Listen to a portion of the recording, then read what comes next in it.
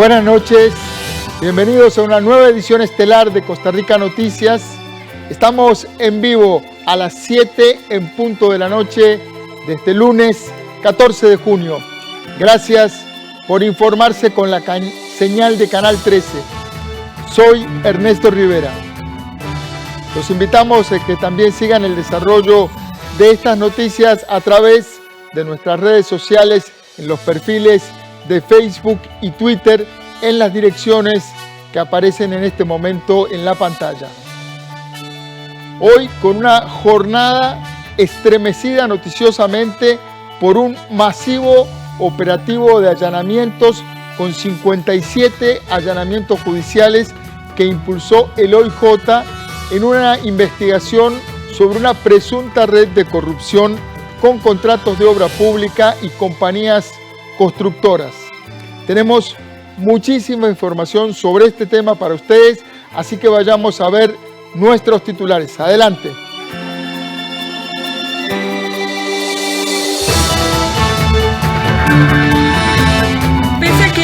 Detuvieron 29 personas por presunta corrupción para otorgar contratos de obra pública. El director del OIJ asegura que el objetivo de esta investigación son 72 personas.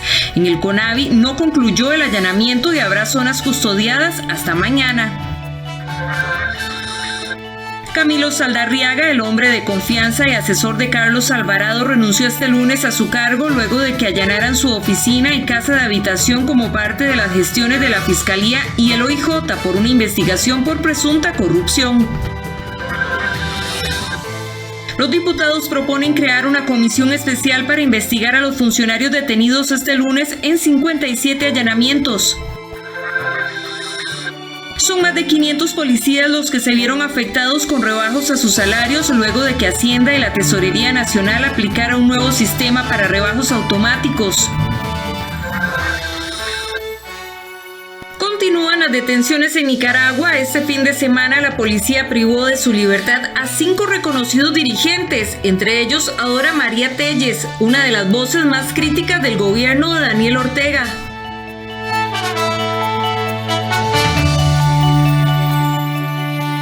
El allanamiento que comenzó esta mañana en el edificio del CONAVI para investigar aparentes sobornos en contratos de obra pública no terminó, continuará mañana. Pasada las 5 de la tarde, los agentes judiciales salieron con parte de lo decomisado. Sin embargo, la institución, todo el edificio, quedó en custodia para que continúen las diligencias judiciales mañana martes. Hasta la última información que teníamos actualizada, hay 29 personas detenidas.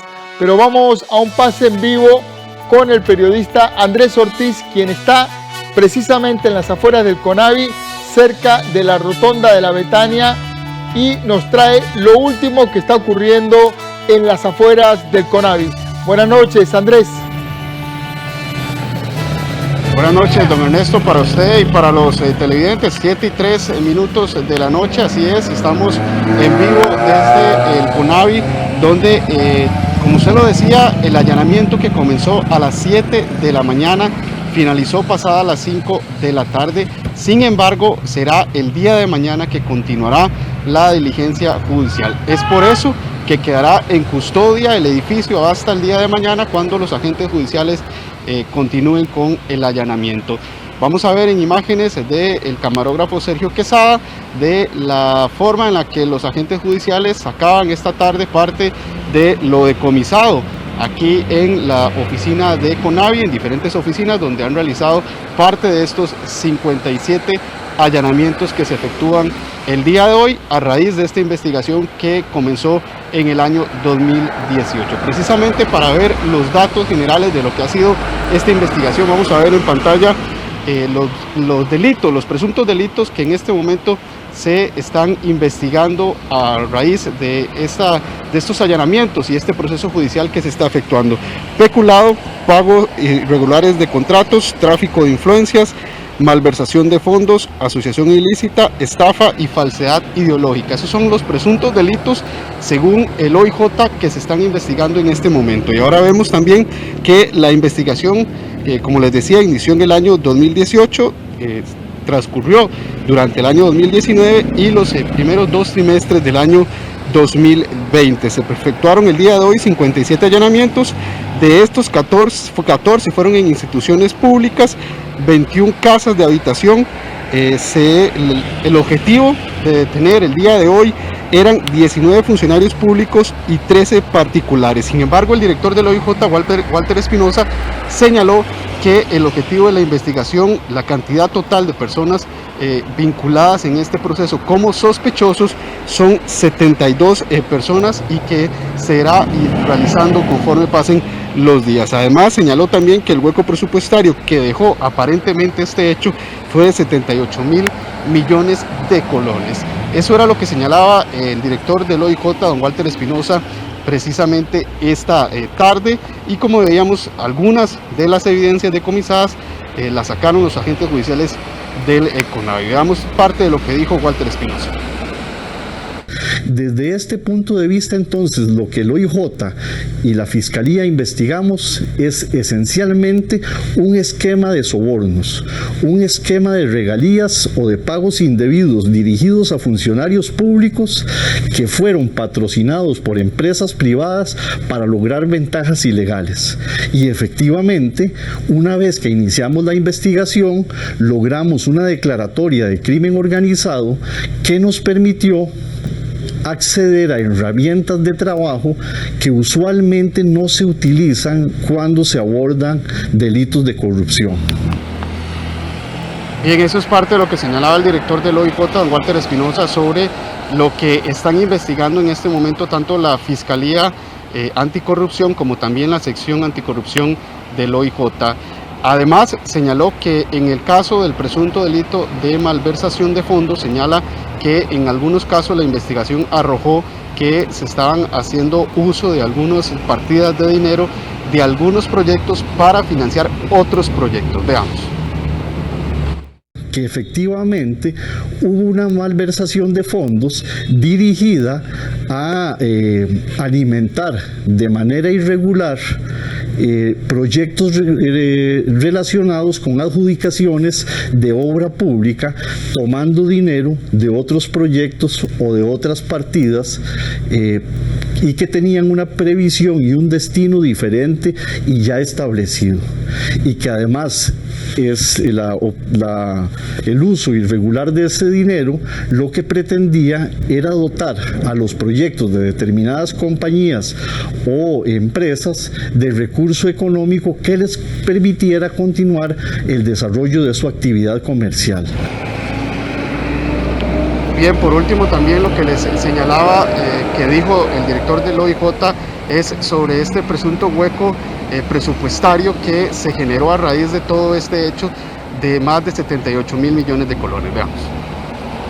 Que estos movimientos irregulares, esta malversación de fondos, esta utilización indebida de dineros previstos para un proyecto en proyectos que beneficiaban o favorecían a otras personas, generó un enorme déficit de carácter presupuestario, lo que podríamos denominar una especie de laguna financiera o un hoyo o un hueco de carácter presupuestario que en el periodo de estudio, que es el año 2018, el 2019 y los primeros trimestres del año 2020 generaron un desbalance de aproximadamente 78 mil millones de colones. Bien, y es que esta no es la primera vez en el que la constructora MECO y Hernán Solís se ven envueltas en procesos de investigación. La empresa MECO incluso fue cuestionada en el año 2017 en Panamá por supuestos pagos indebidos por más de 40 millones de dólares en contrataciones de diferentes obras públicas. Veamos la siguiente nota que preparó nuestra compañera Ana Marta. Carlos Cerdas, dueño de la constructora MECO, y Mélida Solís de la firma Hernán Solís fueron parte de los detenidos este lunes. Ellos fueron capturados en sus casas ubicadas en Escazú y Santa Ana respectivamente. Esta no es la primera vez que ambas compañías se ven envueltas en procesos judiciales. MECO y Hernán Solís son las principales contratistas y ejecutoras de obra pública del país. Solo para tener una idea, en la administración de Luis Guillermo Solís, el 80% de los contratos contratos de obra vial fueron adjudicados a esas dos empresas. Según la información registrada por la Contraloría General de la República y una investigación del semanario Universidad en el año 2016, entre 2007 y 2015, la constructora MECO recibió contratos con el Estado costarricense por un total de 124.525 millones de colones. La investigación periodística dio a conocer también que la contratista no estaba vinculada a una persona física, sino a una serie de sociedades anónimas tanto en el país como en el extranjero. Para el 2010 registraba un capital social de 4.000 millones de colones divididos en 50 acciones. En el 2017, la Fiscalía Anticorrupción de la Procuraduría General de Panamá vincula a la compañía y a otras 6 empresas constructoras en investigación del caso de los supuestos pagos indebidos por más de 40 millones de dólares en contrataciones de diferentes obras públicas. El 1 de diciembre de ese mismo año, la compañía llegó a un acuerdo de colaboración con la Fiscalía Anticorrupción, con lo cual evitó un juicio. En el 2019, la Fiscalía de Probidad, Transparencia y Anticorrupción junto al OIJ participaron en una inspección en la pista de aterrizaje del aeropuerto Daniel Oduber en Liberia, en una investigación por posibles delitos de corrupción en torno a obras millonarias adjudicadas a MECO. En ese momento se indagó el posible delito de falsedad en la recepción de obras y pagos irregulares. En el caso de la constructora Hernán Solís, la compañía debió comparecer en el 2017 ante el Juzgado Penal de Hacienda por el supuesto delito de influencia contra la hacienda pública, luego de que el Ministerio Público acusara a 3 funcionarios y a la representante de la constructora por estar implicados con el aparente pago de una factura de casi 1.000 millones de colones en diciembre del 2011. La Contraloría General de la República presentó la denuncia luego de que en ese año, en época de Navidad, el CONAVI pagara a la constructora la totalidad de 5.000 toneladas de cemento, supuestamente sin que este hubiese sido ejecutado, a lo cual la compañía se negó a haber realizado. La constructora también fue señalada en el 2016 por Semanario Universidad, ya que según la investigación los familiares de la constructora acapararon los contratos para pymes para el mantenimiento vial. En ese entonces, según se indica, CONAVI adjudicó 12.500 millones de colones para la limpieza de vías. Ante este hecho, la empresa también negó tener vínculo con las pymes.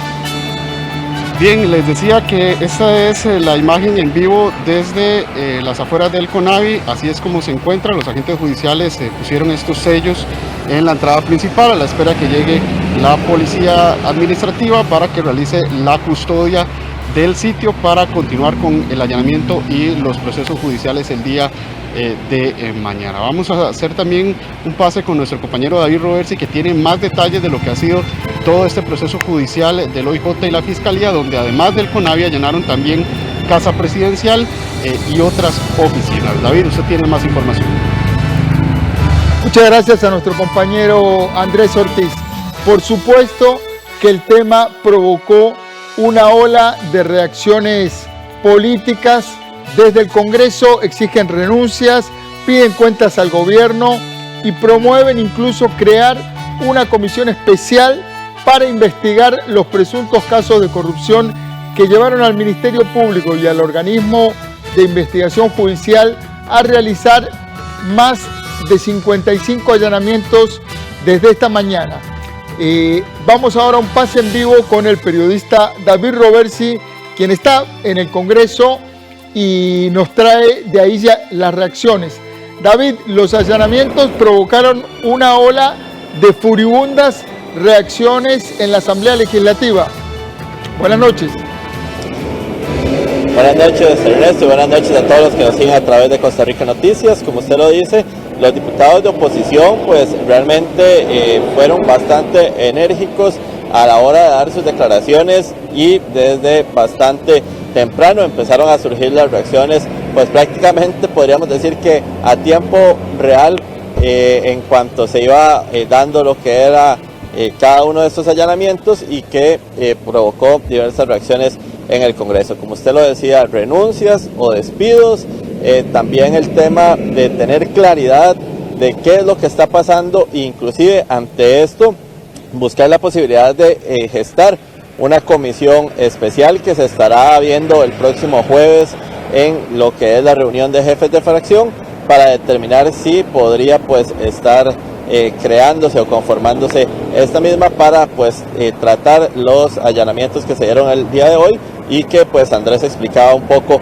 de cuáles son los delitos que se están pues viendo en un tema judicial. Recordemos que acá en la Asamblea pues no podría hacerlo como tal, sino que es un tema más político y que puede tener otro tipo de repercusiones y que aún así este informe se entregaría a las autoridades judiciales y podría ser tomado en cuenta. Pero vamos a ver la siguiente información que nos habla un poco de la reacción de los diputados y qué salió a decir el Poder Ejecutivo pues prácticamente hace una hora. Todo el día se buscó la reacción del Poder Ejecutivo, fue bastante complicado. Pasadas las 5 de la tarde pues empezaron a llegar las reacciones por parte del gobierno ante estos 57 allanamientos. Los 57 allanamientos que realizó el organismo de investigación judicial esta mañana en lugares como Casa Presidencial, el Ministerio de Obras Públicas y Transportes y el Consejo Nacional de Vialidad, así como en varias casas de funcionarios y empresarios que podrían estar involucrados en supuestos casos de corrupción sobre la red vial nacional, no pasaron desapercibidos en el Congreso, quienes han sido muy críticos y además piden explicaciones al presidente de la República, Carlos Alvarado, y al jerarca del Ministerio de Obras Públicas y Transportes, Rodolfo Méndez Mata. También los legisladores piden la renuncia o el despido de funcionarios que están involucrados en esta investigación, la cual se estima tenga una malversación de fondos de 78.000 millones de colones, esto entre los años 2018 y 2019. Sigo con consternación y sumo detenimiento los acontecimientos que están sucediendo el día de hoy. Confío en el proceso seguido por el Ministerio Público y el OIJ para llegar a la verdad. Espero declaraciones oportunas y claras del presidente Carlos Alvarado. Costa Rica es más que un puñado de corruptos y debemos llegar hasta las últimas consecuencias en esta investigación. La mitad de lo que nos dice el OIJ sobre la grave denuncia de corrupción en contratos de obra pública es cierto, estaríamos ante un caso de corrupción con un impacto en las finanzas públicas mucho más grave que el cementazo. Es un caso de corrupción estructural que se ha venido acumulando desde hace años y nos preocupa muchísimo. Exigimos que se investigue, que el presidente Alvarado, el ministro de Obras Públicas y todas las autoridades del gobierno rindan cuentas. Estamos hablando de un chorizo con contratos de obra pública donde ya se sabe desde hace años que hay grandes empresas que han monopolizado estos contratos. Pero estamos hablando de sobornos millonarios de toda una red de crimen organizado constituida en el Estado. Realmente es lamentable que el Partido de la Ética, por segunda vez y bueno, la primera vez en la historia que un gobierno de la República le allana en Casa Presidencial por actos de corrupción y por cuestionamientos que realmente parecen que son bastante complejos. Esperaría que se colabore muy prontamente con toda la información y que además se sienten las responsabilidades en términos de renuncias a los diferentes puestos que están en cuestionamiento y bueno, que obviamente además es gente muy cercana a la presidencia de la República. Espero que también el Ministerio Público pueda prontamente acusar y que se haga un procedimiento judicial rápido y que no termine solo en un show o en una intervención de allanamiento que no termina siendo nada y que frustra más a los costarricenses. Además, dos legisladores explicaron que impulsarán la creación de una nueva comisión investigadora para analizar este caso. Nuestra obligación como Congreso en representación de los costarricenses es no quitarle la mirada a estos hechos bochornosos y preocupantes que surgieron a la luz el día de hoy. Por esa razón estaremos presentando el diputado Jonathan Prendas y mi persona una moción para que se abra una comisión especial investigativa sobre estos hechos, porque los ciudadanos merecen tener información y porque los ciudadanos también merecen que este Congreso de la República le facilite también al Ministerio Público prueba que pueda recabar a través de ese proceso. Es un descaro absoluto. Es el gobierno más corrupto de la historia. El Partido de Acción Ciudadana pasará a la historia como la red de crimen organizado más completa y absoluta que ha existido en el gobierno de nuestro país. No podemos pasar esto por alto. Las autoridades judiciales tienen que llegar hasta las últimas consecuencias y detener a quien tengan que hacerlo para poder transparentar todo lo que ha estado sucediendo con 78.000 millones de colones. Pero, ¿quiénes son las personas detenidas y que tienen relación con la función pública a los cuales los diputados les piden una sanción? Vamos a observar una serie de pantallas que hemos creado para ver los nombres de al menos 19 funcionarios que fueron detenidos en estos operativos y que hemos podido identificar. Del Consejo Nacional de Vialidad, o para el CONAVI, conocido por todos nosotros, se hizo la detención de Edgar May Cantillado, quien es el gerente de conservación vial del CONAVI, Mario Rodríguez Vargas, Luis Mora Madrigal, Johnny Bart Ramírez, Edgar Meléndez Cerdas, Marcela Monge Hernández, Gabriela Trejos Amador, Ana Ruth Alfaro Padilla, Harold Mora Obando. En otras instituciones, como el Consejo Nacional de Concesiones, fue detenida Carmen Madrigal Rímola.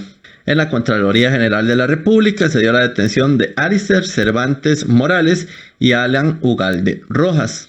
Luis Uraña Villalobos también fue detenido y es funcionario del MINAE. Mario Quesada Aguirre, él pertenece al Tribunal Administrativo de El MOP. Alejandro Mora Acosta, quien también pertenece al MOP. Y Juan Camilo Saldarriaga, asesor del presidente de la República, Carlos Alvarado. Desde el Poder Ejecutivo condenaron cualquier tipo de hecho delictivo e indicaron que estarán en disposición de colaborar con el Ministerio Público con cualquier información que sea necesaria. Al igual que ustedes, hoy siento una enorme indignación, molestia y rabia por los hechos de corrupción con contratos de obra pública, con sobornos ofrecidos por empresas constructoras a funcionarios de CONAVI y presuntamente otros entes. Comportamientos así son absolutamente inaceptables. Ahí donde hay un corrupto, también hay un corruptor, y ambos deben ser sancionados. Como gobierno, no vamos a detener nuestros esfuerzos para tener infraestructura de calidad y, al mismo tiempo, luchar contra la corrupción en todos sus niveles, sean sobornos dados por empresas, por el narcotráfico o por otras manifestaciones.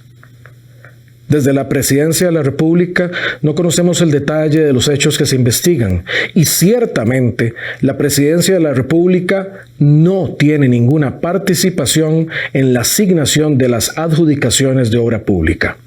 Repudio y condeno la conducta de aquellos funcionarios que en el ejercicio de sus deberes hayan traicionado la confianza en ellos depositada, pero y sobre todo traicionado la esperanza del pueblo de Costa Rica. Sobre quienes hayan actuado dolosamente ha de recaer todo el peso de la ley, sea quien sea. No conozco los detalles del proceso que lleva a cabo el Ministerio Público, pero reitero mi fe en la justicia. En la investigación se menciona también a las empresas constructoras como Casisa, Constructora Herrera, MECO y H. Solís. También ha sido de conocimiento público que los dueños de estas dos últimas compañías, Carlos Cerdas de MECO y Mélida Solís de H. Solís, han sido detenidos en estos mismos operativos.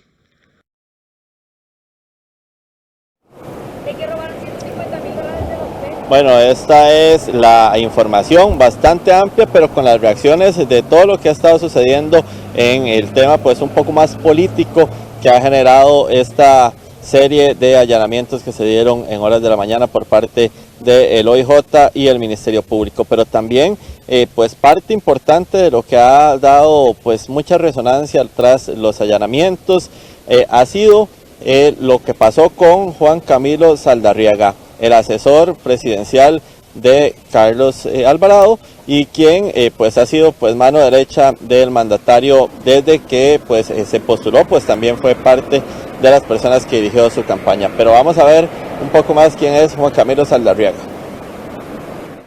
Aunque siempre ha tenido un perfil bajo, Juan Camilo Saldarriaga es un hombre de confianza del presidente Carlos Alvarado. Fue gerente de campaña del mandatario en las pasadas elecciones nacionales y de ahí pasó a ocupar un puesto de asesor de confianza en Casa Presidencial al lado del presidente.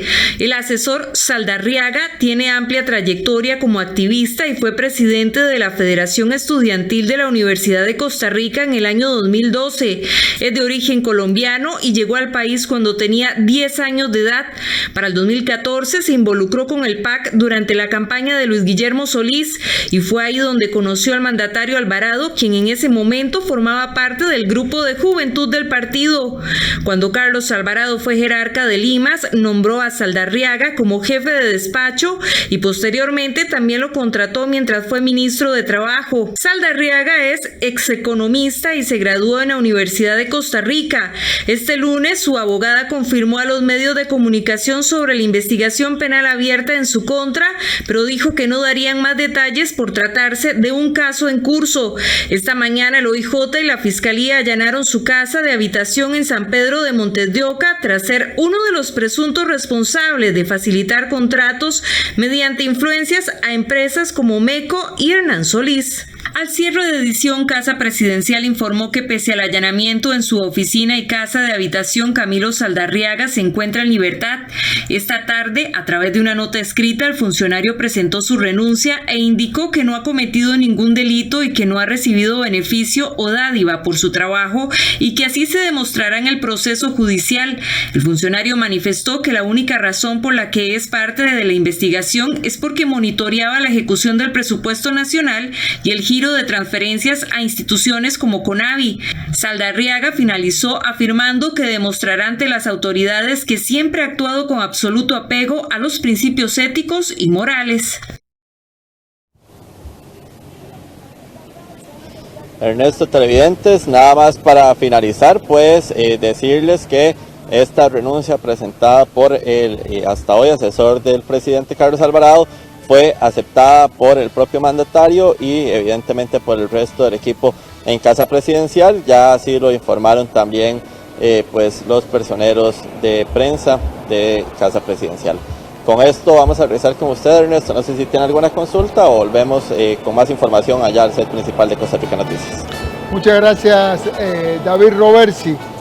Una investigación judicial con amplísimas repercusiones políticas, judiciales y administrativas, porque esto va a tener un fuerte impacto en la evolución de distintos procesos de obra pública que están hoy en curso. Entonces vamos a estar siguiendo en los próximos días, mañana, el curso de los siguientes allanamientos. Ya vimos que el CONAVI va a seguir siendo allanado mañana. Ya también el director del OIJ adelantó que el número de personas que están siendo investigadas es mayor que el número de personas que han sido contactadas hoy. Entonces probablemente va a haber muchísima más información de este tema que ha estremecido desde buena mañana la agenda noticiosa de Costa Rica. Ahora nos vamos a una pausa, pero son más de 500 policías los que se vieron afectados con rebajos salariales luego de que Hacienda y la Tesorería Nacional les aplicaron un nuevo sistema para rebajos automáticos. Al volver de la pausa, le traemos esta información.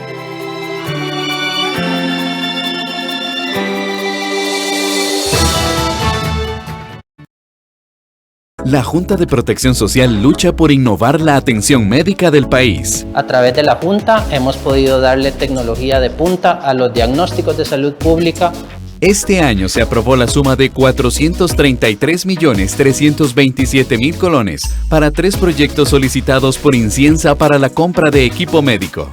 Hago una invitación general a la población para que compre los productos de la Junta en beneficio de la salud pública. Junta de Protección Social, para hacer el bien.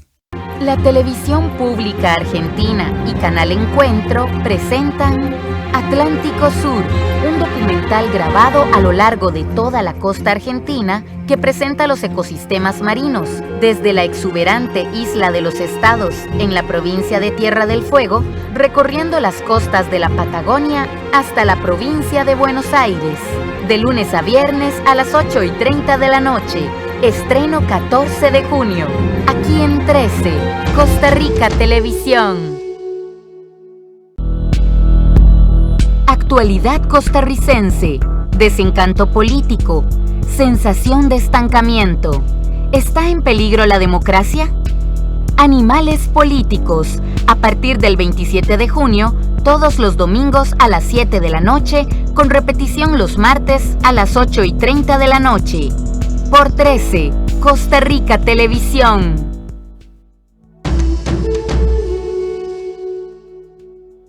Si querés irte de viaje o tenés algún nuevo proyecto, hoy es un buen día para que ahorremos juntos. Abrí tu BN Ahorro programado en banca en línea o la app BN Móvil y disfruta todos sus beneficios para alcanzar tus metas.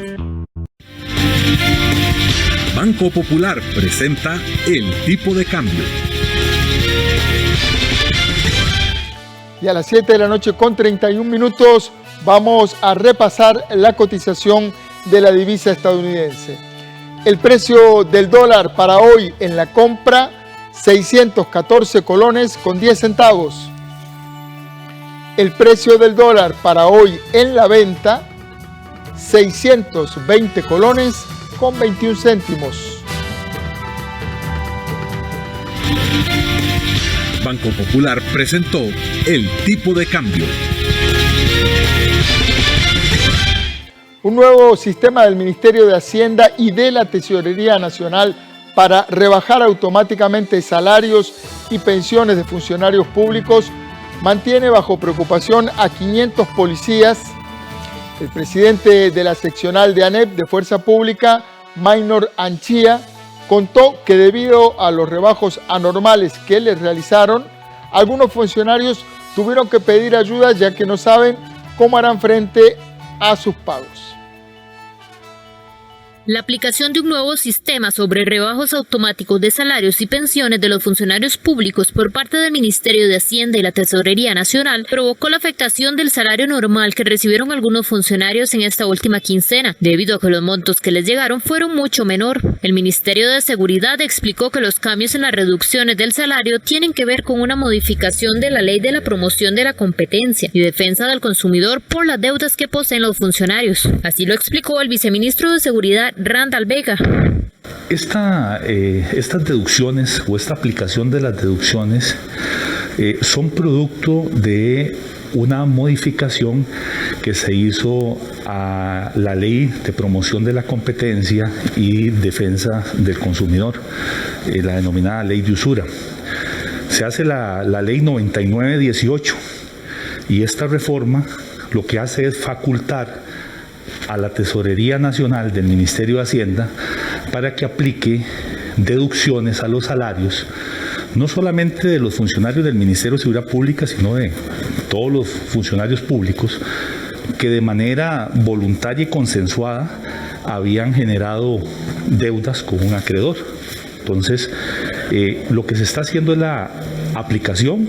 Se había postergado por varios meses esa aplicación. El Ministerio de Hacienda hace un comunicado de prensa.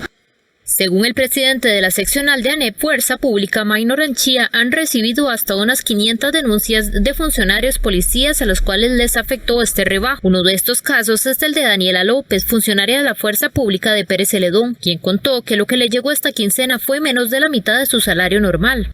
A mí esta quincena, lo que me llegaron fueron 34,000 colones. Y es un dinero que no me llega así, ¿verdad? Llamo y por parte de planillas no tienen respuesta. No me he incapacitado no fío a alguna otra persona, y no veo de dónde están procediendo esos rebajos, ¿verdad? Fue una equivocación que tuvieron ellos, en especial con mi planilla salarial, porque ese no es el monto que me llega. López señaló que en este caso ha tenido que acudir a sus familiares cercanos debido a que es madre de 2 niños. Yo al menos soy madre de 2 niños. Evidentemente, para yo poder trabajar, pues tengo que pagar el cuidado de mis hijos. Soy una persona que no tiene vivienda propia, tengo que pagar alquiler. Fuera de eso, obviamente los gastos de mi vivienda, la alimentación de mis hijos y demás. Y en esta situación ya me quedé sumamente preocupada. La verdad es que fueron unos minutos y unas horas que han sido muy tensas para mí, porque he tenido que echar mano de personas allegadas, en este caso, bueno, mi pareja, mis familiares también, que nos ayudan ante esta situación, porque si no, no podría ni siquiera desplazarme a mi lugar de trabajo, porque no tendría cómo pagar el cuidado de mis hijos. La seccional ANEP Fuerza Pública indicó que interpusieron una acción de inconstitucionalidad para que se respete el salario mínimo ante estas deducciones, pero fue rechazado. Cambiamos de tema.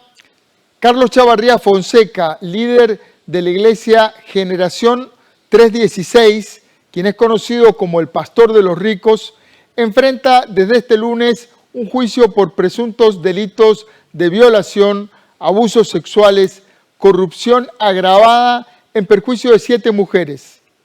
Al juicio están llamados a comparecer unos 28 testigos, incluido 13 de la defensa. El juicio se espera que se prolongue por al menos 2 meses. El pastor Carlos Manuel Chavarría Fonseca deberá responder por 3 aparentes violaciones agravadas, una tentativa de violación, 6 abusos sexuales y un delito de corrupción agravada. Este último se le atribuye debido a que uno de los abusos habría ocurrido cuando la ofendida aún era menor de edad. Cada uno de estos hechos se castiga con penas mínimas de entre 3 y 12 años de cárcel, según estipula el Código Penal. Asimismo, 6 de las denunciantes presentaron reclamos civiles que podrían superar los 450 millones de colones. La abogada Alejandra Araya, una de sus defensoras, declaró a Costa Rica Noticias: "Vamos a realizar un juicio de averiguación de hechos, no de ideologías. Mi representado va a declarar, contará su verdad y las cosas y detalles que nadie sabe ni ha escuchado, esperando un juicio justo".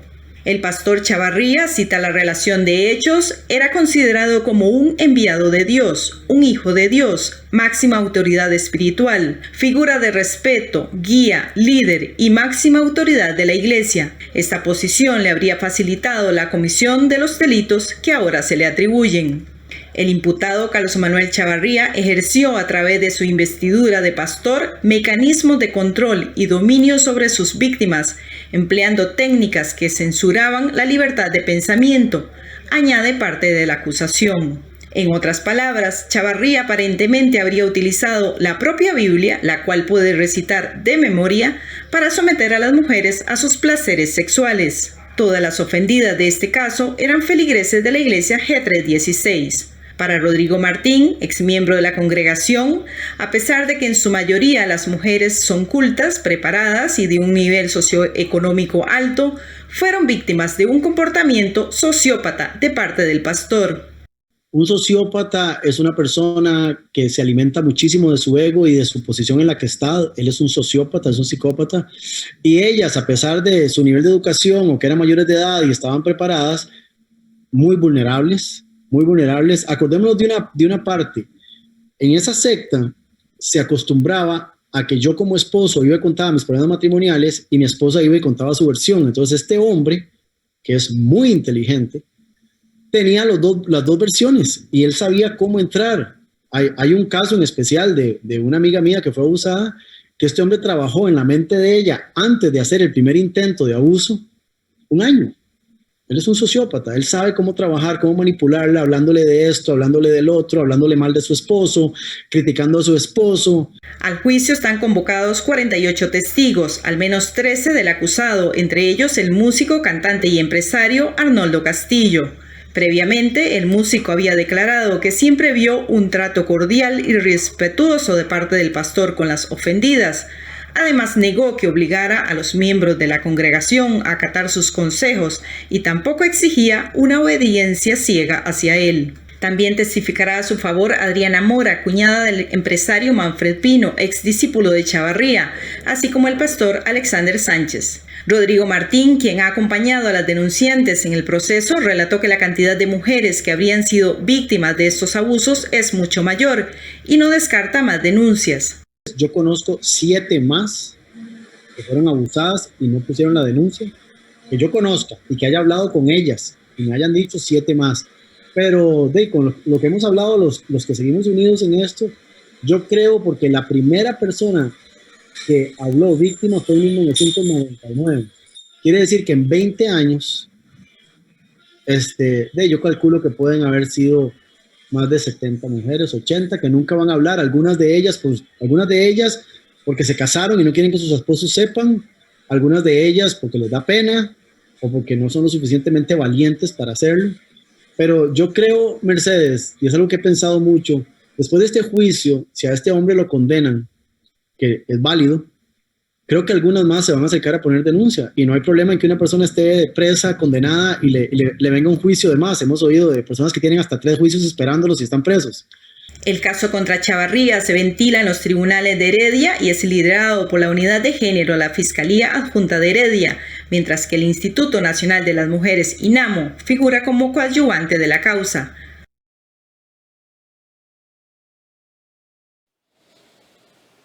Taxistas y autobuseros se mantienen reunidos en este momento con representantes del Ministerio de Obras Públicas y Transportes, el viceministro de la Presidencia y el Consejo de Transporte Público. Esto con el objetivo de buscar una salida a las preocupaciones que mantiene el sector y también para evitar ir al paro nacional que tienen previsto para este martes 15 de junio, para mañana. El gremio se ha reunido desde el jueves anterior con el gobierno para presentar su situación. Sin embargo, hasta hoy, en la mañana, se mantenían firme con la decisión de seguir con su protesta. Ellos están pidiendo opciones de moratorias y suspensión de pagos debido al impacto económico que han tenido por la pandemia. Según el sector autobusero, al menos 8 empresas han tenido que devolver las concesiones debido a la situación económica que enfrentan y se han reducido hasta en un 70% los servicios por las medidas para frenar el COVID. De realizarse esta manifestación, se espera la participación de 220 empresas autobuseras y el 50% de la flotilla de taxis de todo el país. Por su parte, la Cámara Nacional de Transportes pide al gremio no manifestarse y consideran que un paro nacional no es el camino y que solo retrasará los avances de las mesas de trabajo para buscar soluciones.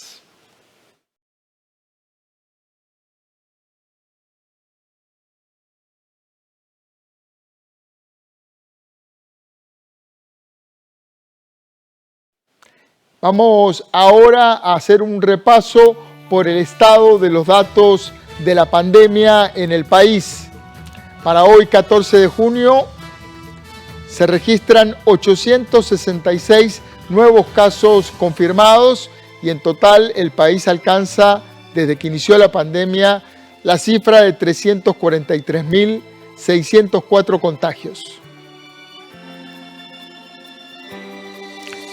Esto ha resultado en una cantidad de fallecidos que hoy llega a 4.388 personas que lamentablemente han perdido la vida por causas relacionadas a la COVID-19. En los hospitales de la Caja Costarricense del Seguro Social hay 1.260 personas internadas por causas relacionadas al COVID y 485 de ellas requieren de cuidados intensivos. Vamos a una pausa comercial y al volver La información deportiva, 15 días y no menos, es lo que anuncia la Fedefútbol, que durará en nombrar al nuevo técnico de la selección. Cuando regresemos, le contamos los detalles de esta información.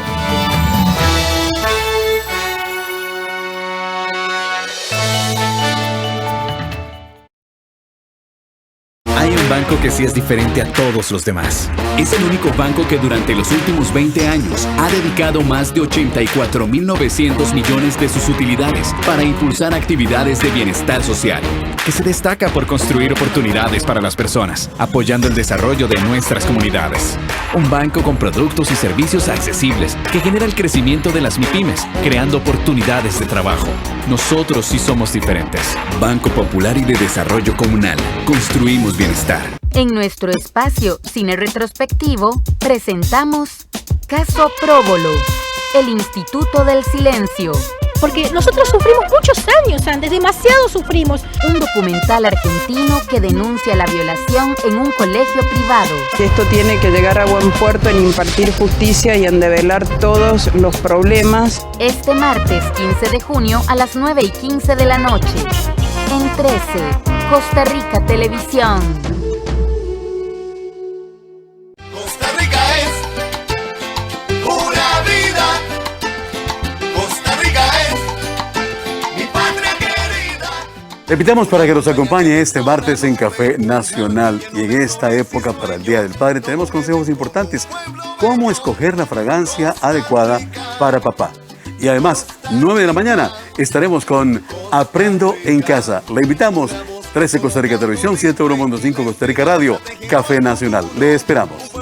Pero sin apuros, Costa Rica, Costa Rica, Costa Rica.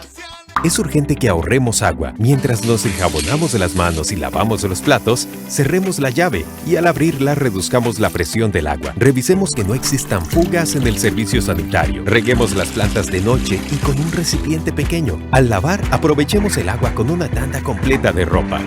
Por su seguridad y la protección ante el COVID-19, comprometámonos con el ahorro de agua. AIA, 60 años de llevar salud y bienestar.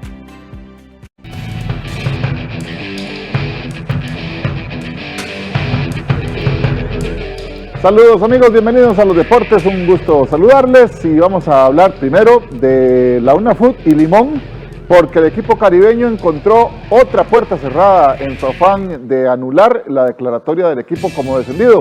El consejo director de UNAFUT rechazó la apelación a los caribeños, a quienes ahora solo le quedan 2 días donde continuar su lucha por no irse a la Liga de Ascenso.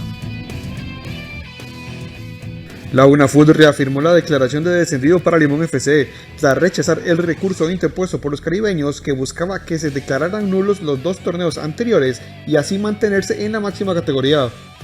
La semana anterior el comité de competición rechazó la solicitud ya que fue presentada fuera de tiempo, por lo que fue el comité director de UNAFUT el que tuvo que darle trámite. Este lunes el ente comunicó que no se encontraron visos de nulidad en la temporada 2020-2021, por lo que se ratifica el descenso de Limón FC. Una de las razones para rechazar el recurso es que los caribeños aprobaron el formato de los 2 torneos anteriores, incluida la forma de definir el equipo descendido. UNAFUT considera que los caribeños se guardaron un as bajo la manga, ya que nunca se opusieron al torneo hasta que ya se vieron en la segunda división. El campeonato, desde la forma inicial y el torneo de apertura, el campeonato apertura, campeonato clausura y las reglas del descenso fueron aprobadas con el voto concurrente de Limón. Entonces, desde ese punto de vista, no es jurídicamente procedente que alguien más adelante alegue una nulidad de una actuación que contribuyó a producir. Cuando se presentó el recurso, Limón FC anunció que agotaría todas las vías para mantenerse en la primera división. Ya las puertas de UNAFUT están cerradas. Ahora sus únicas opciones son acudir a la Federación Costarricense de Fútbol y, en caso de tener otra respuesta negativa, elevar el caso al Tribunal de Arbitraje Deportivo Internacional.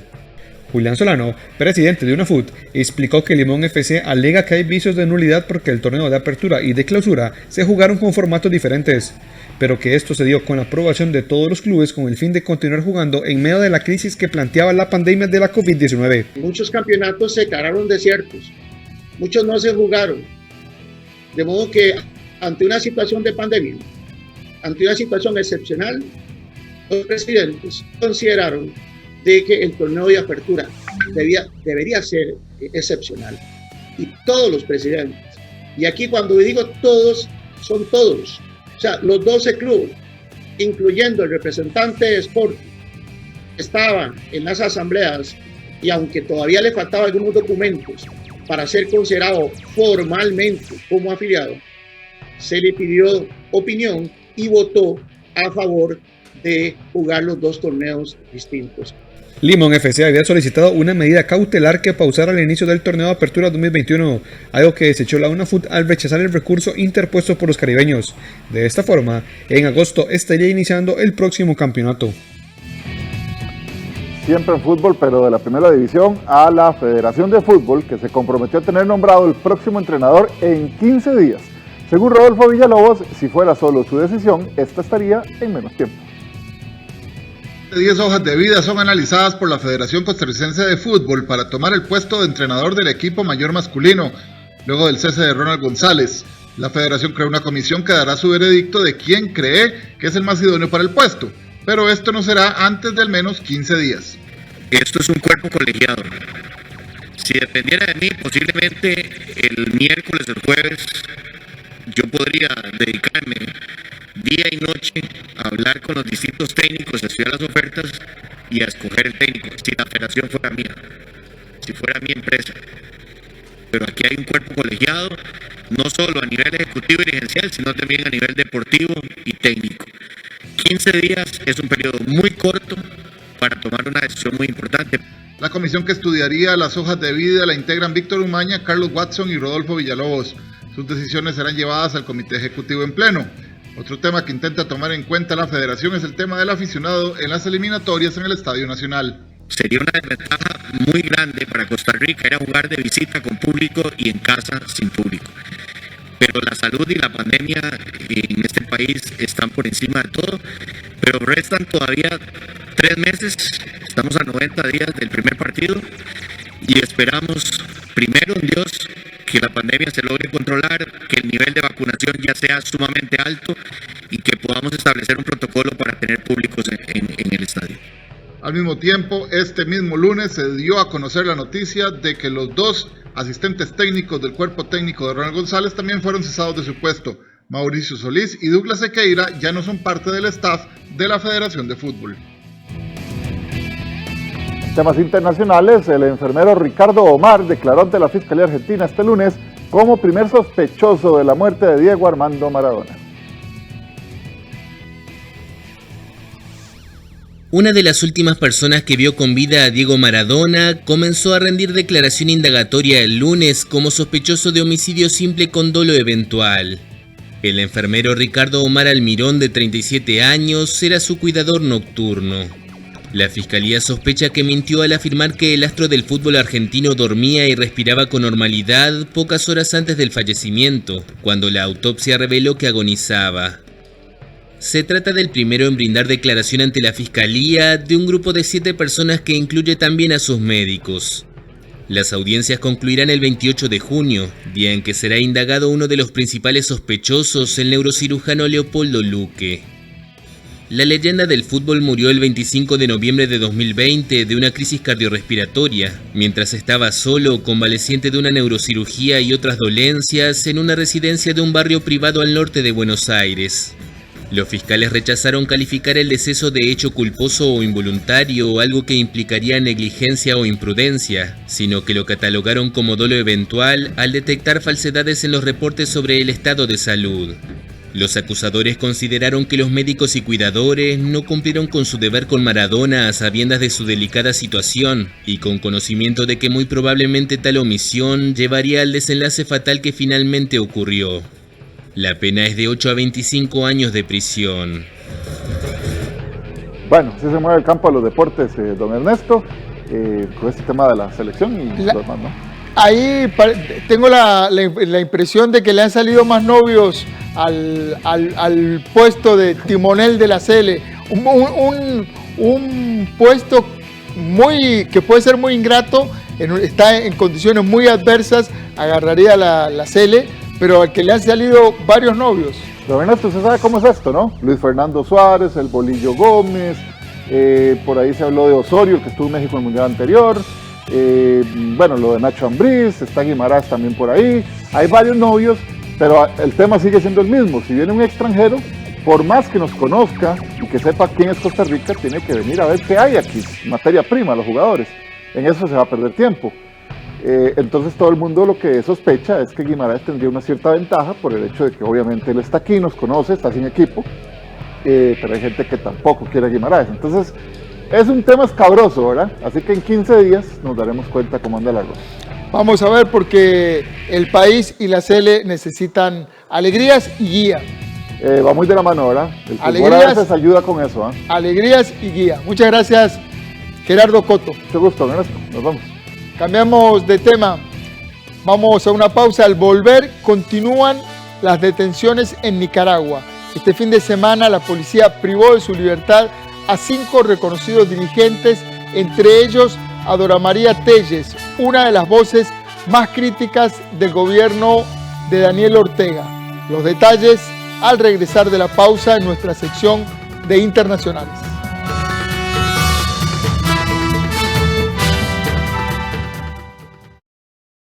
Cuando vivís en un país así, es natural que nos nazca cuidarlo, que nos importe tanto conservar nuestra tierra como a nuestra gente. Así que turistea porque amás este país, porque extrañabas el frío de la montaña, ir a la playa o un simple ¡qué! ¡Pura vida! Porque en este momento no hay un mejor lugar para estar que Costa Rica. Turistea porque te hace feliz, pero sobre todo, turistea por Costa Rica. Entre todos, cuidémonos juntos. Ingresa a vamosaturistear.com. Hola, ¿qué tal? Costa Rica fue invitada recientemente a participar en la Organización para la Cooperación y Desarrollo Económico, mejor conocido como la OCDE. Se ha hablado mucho sobre el tema, pero hay múltiples mitos y realidades en torno a él y tenemos que sentarnos a discutir al respecto porque pueden ser muchas las oportunidades que se le abran al país y por ende a toda la población costarricense de participar en la OCDE y de hacer esas medidas que son necesarias para replantear la Costa Rica que tenemos. De eso vamos a hablar en Una Mirada esta semana. Acompáñanos. Así que enfócate en tu tratamiento, ¿quieres? Mamá, muchas gracias. ¡Mamá! ¡Mamá!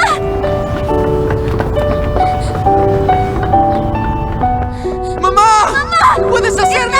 A petición, este 15 de junio no se pierda el reprise del gran final de Una comida para el corazón, a las 11:30 de la mañana, solo en 13, Costa Rica Televisión. Mi hijo Sebastián pasa mucho tiempo con su celular y su computadora. Por eso analizamos los beneficios y riesgos del Internet, sus gustos propios y cómo distribuir bien el tiempo. Eduquemos sin castigo físico ni trato humillante. Formemos con amor y respeto. PANI y Gobierno de la República.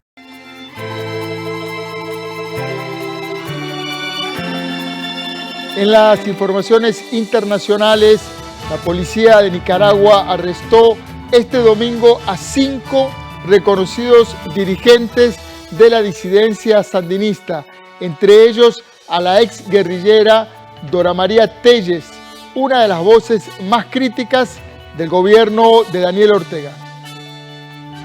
Mi casa tiene policías afuera. Nuevos arrestos de opositores en Nicaragua. Este video saldría en caso me detienen ilegalmente. Y quiero dejarlo dicho, lo que ya he dicho en otros momentos. Seguimos en la lucha. Esto es parte del proceso para salir de Daniel Ortega. Aquí nadie se raja. Daniel Ortega se va. Lo vamos a sacar. Fuerza. Ana Margarita Vigil Guardián fue una de las 5 detenidas el domingo, todos reconocidos dirigentes de la disidencia sandinista. La policía capturó también a Dora María Telles, también exguerrillera y dirigente de la opositora Unión Democrática Renovadora.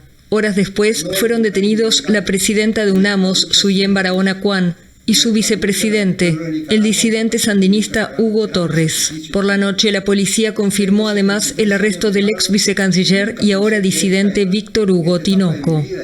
Que estos son zarpazos desesperados de un régimen que se siente moribundo, que no tiene asidero legal, que no tiene justificación alguna desde el punto de vista institucional y jurídico como para permanecer en el poder más allá de noviembre de este año, en que tendrían que realizarse elecciones libres y supervisadas.